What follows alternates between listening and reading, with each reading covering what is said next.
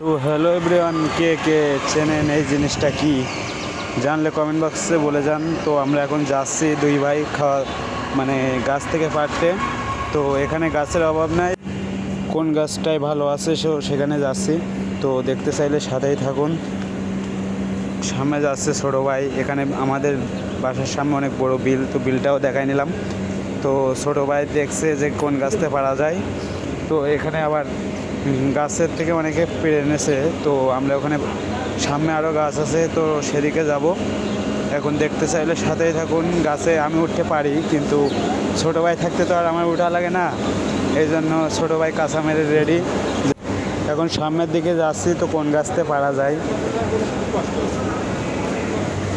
ওই যে একটা গাছ দেখা যাচ্ছে, ওই গাছে অনেক সুন্দর হয়েছে। তো দেখা যাক ছোটো ভাই যেটা পছন্দ হবে সেই গাছেই উঠবে। এই গাছটাতে অনেক খেজুর আছে। তো উঠছে ও। তো সাথেই থাকুন, ভিডিওটা দেখতে পাবেন শেষ পর্যন্ত। আমি আরও ওরে বললাম যে সাবধানে ওঠ, কারণ ওর পায়ে দেখতে পাচ্ছেন কাদা আছে। আমরা বিল দিয়ে দুই ভাই আসছিলাম, কাদা দিয়ে বৃষ্টি হয়েছে, সেই জন্য পায়ে কাদা লেগে গেছে। তো আস্তে আস্তে উঠছে, দেখা যাক।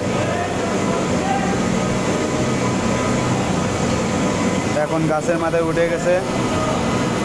গাছের মাথায় ওঠার পরে এখন ঝাঁকা দেবে, ঝাঁকা দিয়ে নিচে পড়বে। ও আরও বললো যে ভাইয়া কিছু নিয়ে আসি। তো খুঁটে খুঁটেও কিছু পারলো, আবার ঝাঁকাও দিল। শেষ পর্যন্ত দেখুন। তাহলে নিচে খেজুর পড়ছে, তো আমিও একটা খুঁটে খেলাম। তো খেজুরটা অনেক মিষ্টি। তো ছোটো ভাই পেড়ে আনছে, সেই অপেক্ষায় আছি। আবার তোলায় যেগুলো পড়ে সেগুলো আমিও খুঁটে খুঁটে খাই, ভালোই লাগে আর কি। যাই হোক, অনেক কথা বলে ফেলছি, আর কথা বলবো না, বাড়াবো না। তো ভিডিওটা দেখতে চাইলে দেখুন শেষ পর্যন্ত, তাহলেই বুঝতে পারবেন। আর যারা যারা খেজুর খেতে চান তারা খুলনা জেলায় চলে আসুন, তাহলেই গাছের অভাব নাই, ইচ্ছা মতো খেতে পারবেন আর কি।